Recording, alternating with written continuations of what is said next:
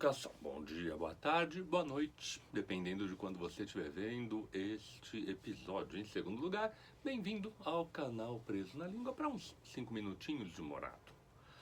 Um clássico na vida de qualquer professor é o aluno que está pedindo reconsideração de uma correção e falando, tá errado, mas eu quis dizer isso, aquilo. É um clássico porque, na verdade, era uma situação rara. Acontecia de vez em quando, então a gente repetia essas histórias, porque elas aconteciam, como eu disse, de vez em quando. E eram sempre umas situações muito absurdas, porque o cidadão tinha escrito A e falava, não, mas eu quis dizer B. Ótimo, você quis dizer, mas você não disse. E o que chama atenção é o quanto essa atitude tem se transbordado ultimamente para outras situações, principalmente em discursos políticos. A gente vê o tempo todo, eu não quis dizer isso. A autoridade sempre vem falar, não, mas não era isso que eu queria dizer, vocês não me entenderam bem. Uma das últimas vezes que eu ouvi esse você não me entendeu bem, foi um aluno que foi muito desrespeitoso. A minha resposta foi, não, você se expressou mal, não é eu que não entendi. Sem querer dar carteirada, eu tenho uma graduação, eu tenho um mestrado, eu tenho um doutorado. Na verdade, eu tenho um PhD. Uau, que chique. E tenho 17 anos de prática em interpretação de texto. Se eu não entendi o que você falou, não é porque eu não entendi, é porque você se expressou mal. Esse é um primeiro ponto sério para o qual a gente precisa prestar atenção toda vez que der de cara com isso. Nas situações de comunicação são sempre envolvidas duas pessoas. E se sim, existe uma preocupação grande, e eu mostro muito aqui, lendo poemas, que a capacidade interpretativa é fundamental. Por outro lado, também tem o lado do enunciante.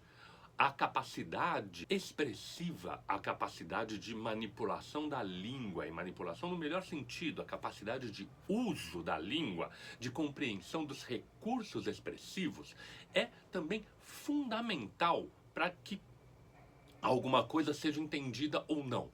Uma pessoa que se expressa mal vai ter muitos problemas de compreensão.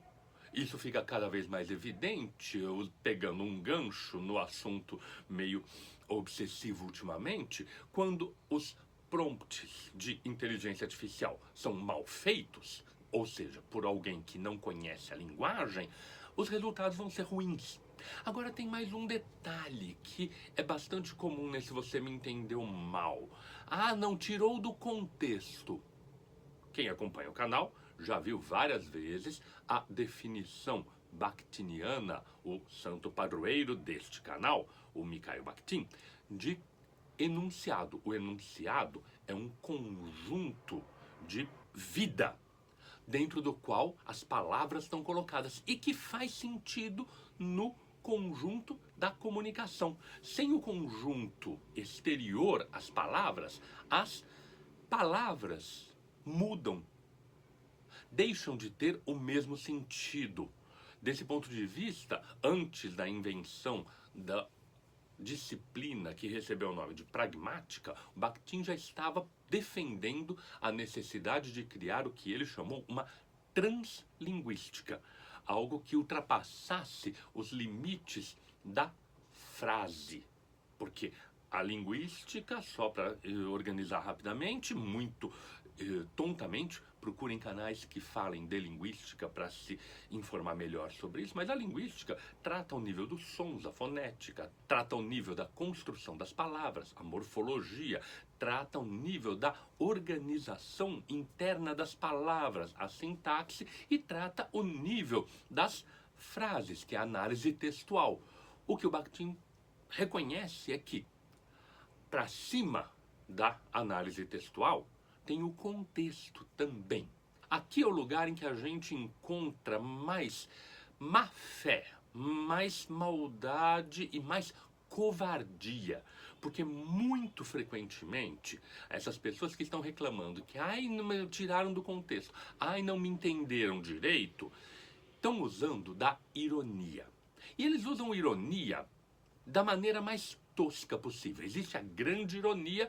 Um dos primeiros vídeos aqui, um dos primeiros 5 minutos foi exatamente sobre ironia, e tem o exemplo clássico do Machado de Assis. Marcela amou-me durante 15 meses e 11 contos de réis, no qual o enunciado quebra com o seu próprio significado e explicita a ironia, porque juntar amor e 11 contos de réis, que é muito dinheiro, anula a afirmação do amor. Agora, o que as pessoas normalmente têm usado é a ironia na maneira mais rasteira, porque é a única que elas têm capacidade de usar, que é o tom de voz. Ah, mas eu acho isso muito bom. A palavra foi positiva. O tom foi negativo. E daí, com essa argumentação covarde, porque quem fala uma coisa, mas não tem coragem de assumir aquilo que fala, vamos usar as palavras corretas, é um covarde. Com a argumentação covarde de que não foi isso que eu quis dizer, a pessoa não assume seus pontos de vista e acaba levando adiante algumas das coisas mais abjetas, mais tontas, mais preconceituosas, tudo com a desculpa de não foi isso que eu quis dizer. A gente precisa de bastante conhecimento de linguagem.